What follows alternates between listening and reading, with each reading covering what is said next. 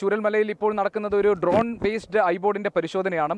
വ്യവസായ മന്ത്രി ശ്രീ പി രാജീവ് എന്നോടൊപ്പമുണ്ട്. അദ്ദേഹം ഈ പ്രദേശങ്ങൾ, ഈ മേഖലയിൽ വന്ന് ഈ പ്രദേശങ്ങൾ എന്താണ് സംഭവിച്ചതെന്ന കാര്യം ഉദ്യോഗസ്ഥർ അദ്ദേഹത്തോട് വിശദീകരിക്കാം. അദ്ദേഹം ആ കാര്യങ്ങൾ നോക്കുമായിരുന്നു. മിനിസ്റ്റർ, ഇപ്പോൾ ഇന്നത്തെ പരിശോധന വളരെ പ്രധാനപ്പെട്ടതാണെന്ന് പറയുന്നത് ഈ ഡ്രോൺ ബേസ്ഡ് ഐബോർഡ്. അപ്പോൾ അതിൽ എന്തെങ്കിലും ഒരു കാര്യങ്ങൾ ഡിറ്റക്ട് ചെയ്യാൻ പറ്റുമെന്നൊക്കെയുള്ള പ്രതീക്ഷ ഇന്നത്തെ തെരച്ചിലിനെ പറ്റി മിനിസ്റ്റർ എന്താ? നമ്മൾ സാങ്കേതിക വിദ്യയുടെ എല്ലാ സാധ്യതകളെയും ഉപയോഗപ്പെടുത്താൻ ശ്രമിക്കുന്നുണ്ട്. ഇപ്പോൾ ഡ്രോൺ വെച്ചിട്ടുള്ളതും അതിനെ സംബന്ധിച്ച് മനുഷ്യജീവൻ അറിയാവുന്ന സംവിധാനങ്ങൾ എല്ലാ സാധ്യതകളും ഉപയോഗപ്പെടുത്തുന്നുണ്ട്. ഇപ്പോൾ നമ്മൾ 6 മേഖല തിരിച്ചിട്ടുള്ള പ്രവർത്തനമാണ്. അപ്പോൾ ഇത് നമ്മൾ നിൽക്കുന്ന 3ാമത്തെ സെക്ടറിൽ സോണിലാണ് നിൽക്കുന്നത്. ഇന്നിപ്പോൾ ശരീര അവശിഷ്ടങ്ങൾ കിട്ടിയിരിക്കുന്നത് ഇപ്പോൾ കിട്ടിക്കൊണ്ട് 6ാമത്തെ സോണിലാണ്, ഏറ്റവും ഒടുവിലാണ്. ഇവിടെയാണ് ഏറ്റവും കൂടുതൽ ആളുകൾ കേന്ദ്രീകരിച്ചിരിക്കുന്നത്. നമ്മൾ ഫോഴ്സിനെ ഡിപ്ലോയ് ചെയ്തിരിക്കുന്നത് ഇവിടെയാണ്. അപ്പോൾ 1300 പേരാണ് ഇപ്പോൾ നിലവിൽ ഫോഴ്സിലുള്ളത്. ഇന്നത്തതിൻ്റെ ഒരു വർക്കിൻ്റെ അനാലിസിസിന് ഇപ്പോൾ വൈകുന്നേരമായിരിക്കും നമ്മൾ നടത്തുക. എന്തെല്ലാം മാറ്റങ്ങളാണ് ഇന്നുണ്ടായിട്ടുള്ളത്, ഇനി എങ്ങനെയാണ് മുന്നോട്ട് കൊണ്ടുപോകുക എന്നുള്ളത്. അപ്പോൾ നമുക്ക് സാധ്യമാകാവുന്ന എല്ലാ വഴികളും ഉപയോഗിച്ചിട്ട് രക്ഷപ്പെടുത്താൻ കഴിയാവുന്ന പരമാവധി രക്ഷപ്പെടുത്തുക. കണ്ടെടുക്കാൻ കഴിയുന്ന മനുഷ്യ ശരീരങ്ങൾ ജീവൻ നഷ്ടപ്പെട്ടതിന് വീണ്ടെടുക്കുക. അവർക്ക് അന്തസ്സോടുകൂടി ആദരവോടുകൂടി ഒരു വിടവാങ്ങൽ നൽകുക. അതാണ് ഇപ്പോൾ എല്ലാവരും കേന്ദ്രീകരിക്കുന്നത്. ഒപ്പം തന്നെ ഇതിനോട് സൈമൾട്ടേനിയസ്ലി ഇനി നമ്മൾ ഒരു റീബിൽഡിങ്ങിലേക്ക് പോകുക. ഈ 2 ഭാഗങ്ങളാണ് ഇപ്പോൾ കേന്ദ്രീകരിച്ചുകൊണ്ടിരിക്കുന്നത്. ഇപ്പോൾ ഒരു ധനസഹായം നൽകുന്നതിനോ അല്ലെങ്കിൽ ഇവർക്ക് വേണ്ട പുനരധിവാസം നടത്തുന്നതിനോ ഒക്കെ ഒരു കൃത്യമായ കണക്ക് സർക്കാരിനെ സംബന്ധിച്ച് ആവശ്യമാണല്ലോ. അപ്പോൾ ഈ കണക്കുകളുടെ കാര്യത്തിൽ ഇപ്പോഴും അവ്യക്തം. അപ്പോൾ അത് സ്വാഭാവികമാണ്. പക്ഷേ മരണസംഖ്യ നമുക്ക് കൃത്യമല്ല. 206 കാണാതായവരിൽ ഔദ്യോഗികമായ കണക്ക്, അതും കൃത്യമാണോ എന്നറിയില്ല. അപ്പോൾ ഈ കണക്കുകൾ ക്രോഡീകരിക്കാനും കൃത്യമാക്കാനും ഒരു സംവിധാനമുണ്ടോ? അതിലിപ്പോൾ നമ്മൾ 217 മറ്റാണല്ലോ ഔദ്യോഗികമായിട്ട് ഡിക്ലെയർ ചെയ്തിരിക്കുന്നത്. ബാക്കി ശരീരഭാഗങ്ങളുണ്ട്. അത് DNA പരിശോധനയ്ക്ക് ശേഷമായിരിക്കും നമുക്ക് അത് ആരുടേതാണ് എന്താണ് എന്നറിയാൻ കഴിയുള്ളൂ. അത് കിട്ടിക്കഴിയുമ്പോഴാണ് ചിലപ്പോൾ നമുക്ക് കിട്ടിയിരിക്കുന്ന 2 ഭാഗങ്ങളുണ്ടാവും. അത് ചിലപ്പോൾ ഒരാളുടേതാകാം, ചിലപ്പോൾ 2 ആളുടേതാകാം, അപ്പോൾ കാണാതായ ആളുകളുടേതാകാം, നമ്മുടെ ലിസ്റ്റിൽ പെട്ടതിരിക്കുക. അപ്പോൾ അതൊരു സമയമെടുക്കുന്ന പ്രക്രിയയാണ്. അപ്പോൾ DNAക്ക് ഇപ്പോൾ പ്രോട്ടോക്കോളെല്ലാം തന്നെ വന്നിട്ടുണ്ടല്ലോ, ആരോഗ്യമന്ത്രി പ്രഖ്യാപിച്ചിട്ടുണ്ട്. അതിൻ്റെ അടിസ്ഥാനത്തിൽ മാത്രമാണ് നമുക്ക് യഥാർത്ഥത്തിൽ ഇപ്പോൾ നമുക്ക് ലഭിച്ച മനുഷ്യ ശരീരങ്ങൾ കൂടാതെ, തിരിച്ചറിഞ്ഞത് കൂടാതെ എത്ര പേര് കൂടി യഥാർത്ഥത്തിൽ മരണപ്പെട്ടവരുണ്ട്. പിന്നെ സാധാരണ നമ്മൾ ചെയ്യുന്ന പോലെ ചില നടപടിക്രമങ്ങൾ, ഇപ്പോൾ ഫ്ലഡിൻ്റെ സമയത്തെല്ലാം ചിലത് നമുക്ക് കിട്ടിയിട്ടില്ല. അപ്പോൾ ചില നടപടിക്രമങ്ങൾ വയ്ക്കും. അത് പരസ്യപ്പെടുത്തുക, FIR ഇടുക, പോലീസ് സ്റ്റേഷൻ വഴി, ഇങ്ങനെ ചില നടപടിക്രമങ്ങൾ അന്ന് ഫ്ലഡിൻ്റെ സന്ദർഭത്തിൽ നമ്മൾ സ്വീകരിച്ചിട്ടുണ്ട്. അപ്പോൾ ചിലപ്പോൾ അത്തരത്തിലുള്ള ചില നടപടിക്രമങ്ങൾ കൂടി ആവശ്യമായിട്ട് വരും.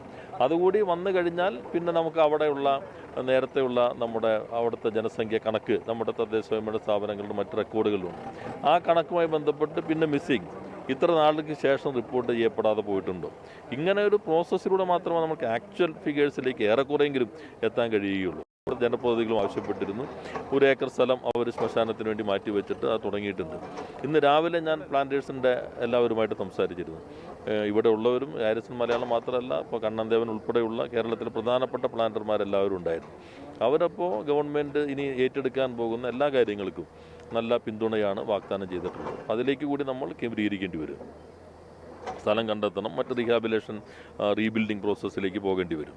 സാധാരണ നിലയിൽ ഒരാളെ കാണാതായി കഴിഞ്ഞാൽ 7 വർഷം കഴിഞ്ഞ ശേഷമാണല്ലോ അയാൾക്ക് വേണ്ട സഹായധനമോ അല്ലെങ്കിൽ ആ കുടുംബത്തിന് വേണ്ട മറ്റ് സഹായങ്ങളോ ഒക്കെ നൽകുക നിയമപ്രകാരം. അതാണല്ലോ മാനദണ്ഡം. അപ്പോൾ ഓക്കിയുടെ കാര്യത്തിൽ പക്ഷേ ചെറിയ ഇളവുകൾ സർക്കാർ വരുത്തിയിരുന്നു. അതേ സാഹചര്യം, അതിനേക്കാൾ ഗുരുതരമായ സാഹചര്യമല്ലേ? ഞാൻ പറഞ്ഞല്ലോ, ഈ പ്രോസസ്സിൻ്റെ ഒരു ഘട്ടം കഴിയുമ്പോൾ നമുക്കറിയാൻ പറ്റും.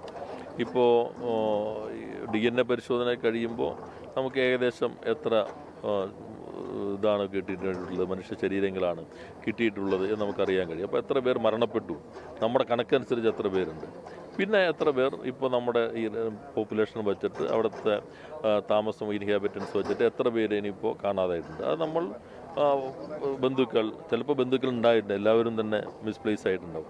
അപ്പോൾ അതിന് നമുക്ക് അതുപോലെ ചെയ്തിട്ടുള്ള ചില ഈ ഘട്ടത്തിൽ ചെയ്യാം. ഈ 7 വർഷം എന്നുള്ള മാറ്റി തന്നെ നമുക്ക് ചെയ്യാവുന്നതുണ്ട്. അത് നേരത്തെ ഒക്കിയിലും പ്രളയഘട്ടത്തിൽ നമ്മൾ ചെയ്തിട്ടുണ്ട്. അതേപോലെയുള്ള നടപടികൾ സ്വീകരിക്കും. എന്തായാലും നമുക്ക് സാധ്യമാകുന്ന സമയം വരെ ഇത്തരത്തിലുള്ള പ്രവർത്തനങ്ങൾ തുടരുക. അത് ഏത് ഘട്ടത്തിലാണോ ഇനിയിപ്പോൾ ഇവിടെ അവസാനിപ്പിക്കാം എന്ന് സേനാംഗങ്ങൾ, മറ്റാളുകൾ, ഇതിൻ്റെ വിദഗ്ധർ അവരുടെ തീരുമാനത്തിലേക്ക് എത്തുമ്പോൾ അതുവരെ നമ്മളിത് തുടരേണ്ടതുണ്ട്. അത് ഓരോ ദിവസവും ഇവിടെ വിലയിരുത്തുന്നുണ്ട്. പിന്നെ നമുക്ക് നേരത്തെ പറഞ്ഞതുപോലെ ഈ പ്രോസസ്സ് കൂടി കഴിയുമ്പോൾ ഒരു വ്യക്തത കിട്ടും. അതിനുശേഷം നമ്മൾ കൃത്യമായിട്ടുള്ള ഒരു പദ്ധതിയോടുകൂടി ഒരു റീബിൽഡിങ്ങിലേക്ക് പോകേണ്ടി വരും. ഇതൊരു നയപരമായി എടുക്കേണ്ട തീരുമാനമാണ്. ഈ അപകട സാധ്യതാ മേഖലകളിൽ ജനവാസം അനുവദിക്കണമോ അല്ലെങ്കിൽ ആ ഒരു അപ്രോച്ചിൽ നമുക്കൊരു റീതിങ്കിങ് ആവശ്യമില്ല, അത് സർക്കാർ ഗൗരവപൂർവ്വം പരിഗണിക്കും. അതിലിപ്പോൾ അപകട സാധ്യത ഉള്ള സ്ഥലങ്ങൾ, ഇപ്പോൾ യഥാർത്ഥത്തിൽ ഈ നമ്മൾ നിൽക്കുന്ന സ്ഥലം അങ്ങനെ അപകട സാധ്യത ഉള്ളതായിട്ട് നേരത്തെ പറഞ്ഞിരുന്നില്ല. ഇപ്പോൾ എന്നോട് കഴിഞ്ഞ ദിവസം എറണാകുളം കളക്ടർ ശ്രീ ഉമേഷ് പറയുകയുണ്ടായി, അദ്ദേഹം സബ് കളക്ടർ ആയിരിക്കുമ്പോഴാണ് ഇവിടെ നേരത്തെ ഉണ്ടായത്. അന്ന് ഇവിടെ വന്നപ്പോൾ ഇവിടുത്തെ ആൾ പറഞ്ഞ് നമ്മളെന്ത് ഭാഗ്യം ചെയ്തവരാണ്, ഇവിടെ ഒരു പ്രശ്നമില്ലാത്ത സ്ഥലമാണെന്നാണ്. പക്ഷെ ഇപ്പോൾ ഇവിടേക്ക് വന്നിരിക്കുന്നു. അതിൽ പ്രധാനപ്പെട്ട പ്രശ്നം നമ്മുടെ കാലാവസ്ഥ വ്യതിയാനം തന്നെയാണ്. ഇപ്പോൾ പെയ്യുന്ന മഴയുടെ അളവ് കുറഞ്ഞ സമയം കൂടുതൽ മഴ പെയ്യുന്നു. ഇപ്പോൾ മേഘവിസ്ഫോടനം, ഇപ്പോൾ കളമശ്ശേരി തന്നെ മേഘവിസ്ഫോടനം, അതെ, നമ്മൾ ഒരിക്കലും പ്രതീക്ഷിക്കാത്തതാണ്. ഇപ്പോൾ നമ്മുടെ ഈ വെള്ളം ചൂട് വണ്ണം കൂടുതൽ ബാഷ്പീകരിക്കുന്നു, അതുകൂടി മേഘങ്ങൾക്കകത്തുള്ള ജലാംശം കൂടുന്നു. അതിന് സാധാരണഗതിയിൽ അത് മഴയായി പെയ്യുന്നതിനെടുക്കുന്ന സമയമല്ല ഇപ്പോൾ എടുക്കുന്നത്, പെട്ടെന്ന് പെയ്യുന്നു. അത് നമുക്ക് ഫോർകാസ്റ്റ് ചെയ്യാൻ പറ്റാതെ വരുന്നു. ഇപ്പോൾ തന്നെ ഞാൻ വായിച്ചത്, ഇപ്പോൾ ഹിന്ദുസ്ഥാൻ ടൈംസിൽ കഴിഞ്ഞ ദിവസം ഒരു വാർത്ത കാണുകയുണ്ട്, നമ്മുടെ രാജ്യത്തെ ലാൻഡ് സ്ലൈഡിങ്ങിൻ്റെ ഇത്തരത്തിൽ മുന്നറിയിപ്പ് നൽകുന്ന സംവിധാനം അപ്പോൾ 2030 വരുമെന്നാണ് അതിൻ്റെ നമ്മുടെ ജിയോളജിക്കൽ സർവേയുടെ അവർ പറയുന്നതായിട്ട് ഹിന്ദുസ്ഥാൻ ടൈംസിൽ വായിച്ച്. 30 നമുക്ക് അങ്ങനെ ഒരു സംവിധാനം വരിക. അപ്പോൾ പ്രാദേശികമായിട്ടും ചില സംവിധാനങ്ങൾ ലോ കോസ്റ്റ് ഇത്തരത്തിലുള്ള മുന്നറിയിപ്പ് നൽകുമ്പോൾ സംവിധാനങ്ങളും ചിലത് ആലോചിച്ചിരുന്നെങ്കിൽ അത് ആ രൂപത്തിലേക്ക് വന്നിട്ടില്ല. ഇപ്പോൾ നമ്മൾ കേരള ഗവൺമെൻറ് ആലോചിക്കുന്നത് കാലാവസ്ഥ വ്യതിയാന പഠന കേന്ദ്രം നമ്മളിപ്പോൾ കോട്ടയത്ത് ആരംഭിച്ചിട്ടുണ്ട്, പ്രവർത്തനം തുടങ്ങിയിട്ടുണ്ട്. എന്നാൽ ഇപ്പോൾ വരുന്ന മാറ്റങ്ങൾ കൂടി പരിഗണിക്കുമ്പോൾ നമുക്ക് കുറേ കൂടി അത് സ്ട്രെങ്തൻ ചെയ്യണം. അതിന് മാൻ പവർ കൂട്ടണം, അവരുടെ പഠന മേഖലകൾ വികസിപ്പിക്കണം. പിന്നെ ജിയോളജിക്കലായിട്ടുള്ള കാര്യങ്ങൾ, ഇപ്പോൾ ഇവിടെ എന്തെല്ലാം കാര്യങ്ങൾ പറ്റും, പശ്ചിമഘട്ടത്തിൻ്റെ സവിശേഷതകൾ വരുന്നുണ്ട്. ഇപ്പോൾ ഇവിടെയും ഇപ്പോൾ ഞാൻ നോക്കിയപ്പോൾ ആകെ ഈ മേഖലയിൽ 4 കോറികളാണ് നേരത്തെ ഈ ഘട്ടത്തിൽ പ്രവർത്തിക്കുന്നത്, ഈ താലൂക്കിൽ തന്നെ. ഇതിനോട് 10 കിലോമീറ്റർ ദൂരെയാണ് ഒരു കോറികൾ. അപ്പോൾ അങ്ങനെ പല പ്രശ്നങ്ങളുണ്ടായിരിക്കും. അപ്പോൾ ഇത് ഏതൊക്കെ പ്രശ്നങ്ങളാണ് ഇതിലേക്ക് എത്തിക്കുന്നത്, അതിനെ സംബന്ധിച്ച് കാലാവസ്ഥ വ്യതിയാനത്തെ അടിസ്ഥാനപ്പെടുത്തിയിട്ടുള്ള കുറേ കൂടി ശാസ്ത്രീയമായ പഠനം കേരളം വളരെ ഒരു ഇക്കോളജിക്കലി ഫ്രജൈലായിട്ടുള്ളൊരു സ്ഥലമാണ് എന്ന് തിരിച്ചറിഞ്ഞ് നമ്മൾ നടത്തേണ്ടതുണ്ട്. അതിപ്പോൾ ഗവൺമെൻറ് അതിലേക്ക് ഫോക്കസ് ചെയ്യുന്നുണ്ട്. നേരത്തെ കാലാവസ്ഥാ വ്യതിയാനത്തിന് മുഖ്യമന്ത്രിയുടെ കീഴിൽ തന്നെ പ്രത്യേക സംവിധാനം വന്നിട്ടുണ്ട്, ഒരു ഇൻസ്റ്റിറ്റ്യൂട്ട് വന്നിട്ടുണ്ട്. അങ്ങനെ വരുമ്പോൾ നമുക്ക് മുന്നറിയിപ്പുകൾ, ഇപ്പോൾ ചിലർ പറയുന്നുണ്ട് ഒറീസയിലൊക്കെ സൈക്ലോൺ, അതിനിപ്പോൾ മരണനിരക്ക് വല്ലാതെ കുറഞ്ഞിരിക്കുന്നു. അപ്പോൾ അതിനുള്ള പ്രോട്ടോക്കോളിലേക്ക് അവരെത്തിയത് ഈ പഠനത്തിൻ്റെ അടിസ്ഥാനത്തിലാണ്. പക്ഷെ നമ്മളെ സംബന്ധിച്ച് ഇത് പുതിയ ഒരു ഇതാണ്. പെട്ടെന്ന് മഴ പെയ്യുന്നു, കൂടുന്നു. ഒരു നിശ്ചിത മില്ലിമീറ്ററിന് കൂടുതൽ മഴ പെയ്യുകയാണെങ്കിൽ ഈ ലാൻഡ് സ്ലൈഡിനുള്ള സാധ്യത കൂടുന്നു.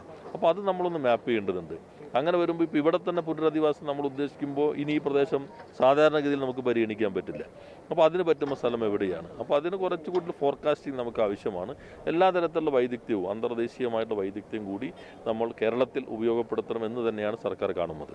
ഇപ്പോഴും ഈ ഒരു അവ്യക്തത കണക്കുകളിൽ ഉള്ളതുകൊണ്ട് എത്ര നാൾ കൂടി ഈ തിരച്ചിൽ മുന്നോട്ട് കൊണ്ടുപോകാം എന്നതിലൊരു തീരുമാനമോ ധാരണയോ ആയിട്ടുണ്ടോ? അതാണ് ഞാൻ നേരത്തെ സൂചിപ്പിച്ചത്. അപ്പോൾ ഞങ്ങൾക്ക് ഇന്ന് നാളെ എന്ന് പറയാൻ കഴിയില്ല. നമ്മൾ ഓരോ ദിവസവും വിവിധ സേനാ വിഭാഗങ്ങളും വിദഗ്ധരും ഈ തെരച്ചിലിൽ പങ്കെടുക്കുന്നുണ്ട്.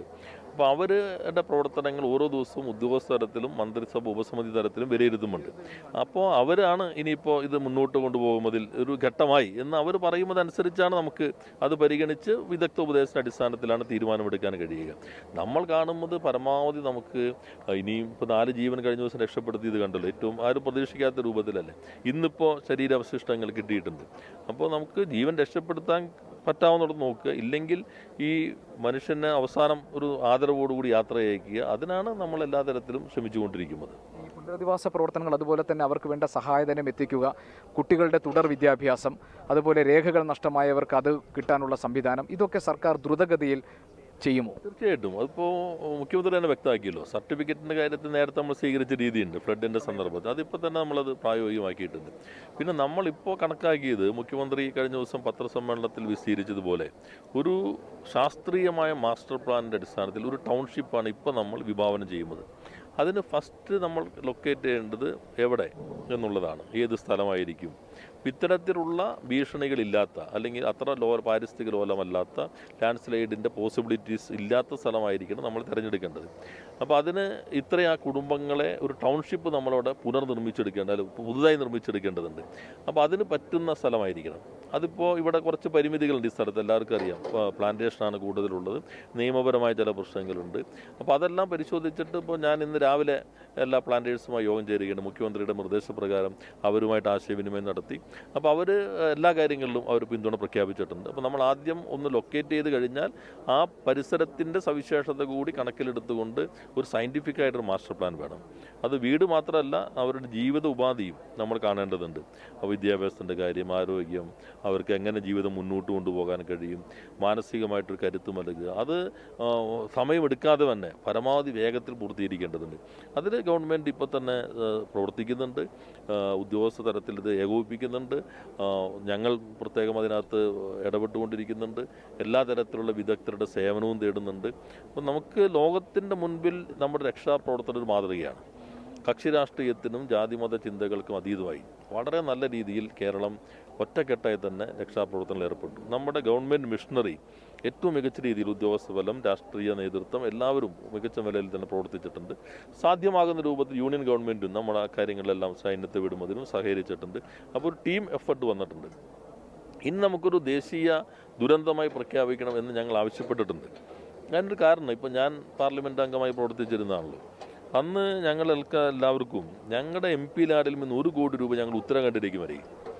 കാരണം ഈ ലാൻഡ് സ്ലൈഡ് വല്ലാതെ വന്നപ്പോൾ അത് പ്രഖ്യാപിച്ചതിൻ്റെ ഭാഗമായിട്ടാണ്. അല്ലെങ്കിൽ ഒരു MP നൽകാൻ കഴിയുന്നത് അവരുടെ മണ്ഡലമാണ്. രാജ്യസഭക്കാർക്കാണെങ്കിൽ കേരളത്തിൽ നൽകാം, ലോകസഭക്കാർക്കാണെങ്കിൽ അവരുടെ മണ്ഡലത്തിൽ മാത്രമാണ്. ഇത് പ്രഖ്യാപിച്ചു കഴിഞ്ഞാൽ ഇന്ത്യയിൽ എവിടെയുള്ള MP നൽകാൻ കഴിയും. ഇപ്പോൾ ലോകം കേരളത്തിനോടൊപ്പം ഈ ദുഃഖത്തിൽ നമ്മളോട് പങ്കുചേരുകയാണ്. American president, Russian president, Chinese president, ലോകത്തിലെ എല്ലാ മിക്കവാറും സർവകലാശാലയിലെ കുട്ടികൾ എല്ലാവരും നമ്മളോട് ചേരുകയാണ്. അപ്പോൾ പലതരത്തിൽ അവർക്ക് നമ്മുടെ ഈ പുതിയ പുനർനിർമ്മാണ പ്രക്രിയയിൽ പങ്കാളിത്തം വഹിക്കാൻ കഴിയും. അപ്പോൾ സ്റ്റേറ്റിന് മാത്രമാകുമ്പോൾ ഒരു പരിമിതി ഉണ്ടാവും ഇത്തരം കാര്യങ്ങൾ ഏകോപിപ്പിക്കാൻ. അതിന് യൂണിയൻ ഗവൺമെൻറ്റിൻ്റെ ഭാഗത്തും ഇന്ന് പുതിയ ഡിസാസ്റ്റർ മാനേജ്മെൻറ്റ് നയം വന്നതിൻ്റെ കൂടി അടിസ്ഥാനത്തിൽ ഏത് തരത്തിലാണോ സാധ്യമാകുന്നത്, അത് ദേശീയ ദുരന്തമാണോ തീവ്ര ദുരന്തമാണോ ഏതാണോ അതിന് ഉതകുന്നത്, ആ പ്രഖ്യാപനം വന്നാൽ നമുക്കിത് നന്നായി മുന്നോട്ട് കൊണ്ടുപോകാൻ കഴിയും. അതാണ് നമ്മൾ പ്രതീക്ഷിക്കുന്ന ഒരു ഭാഗം എന്നുള്ളത്. Thank you minister, thank you. വ്യവസായ മന്ത്രി ശ്രീ P. രാജീവ് നമ്മളോട് സംസാരിക്കുകയായിരുന്നു. ഏത് പുനരധിവാസ പ്രവർത്തനങ്ങൾ, അതോടൊപ്പം തന്നെ ഈ ദുരന്തത്തിൽ അകപ്പെട്ട ആളുകളെ ഏത് നിലയിലാണ് അവർക്ക് വേണ്ട സഹായം നൽകേണ്ടത്, അവർക്ക് ഇനിയൊരു മാസ്റ്റർ പ്ലാൻ എന്ന കാര്യം അടക്കം മുഴുവൻ കാര്യങ്ങളും സർക്കാരിൻ്റെ പരിഗണനയിലുണ്ടെന്നും അതിവേഗം തന്നെ ഈ കാര്യങ്ങളിൽ തീരുമാനമുണ്ടാക്കും എന്നുമാണ് വ്യവസായ മന്ത്രി നമ്മളോട് പറഞ്ഞത്.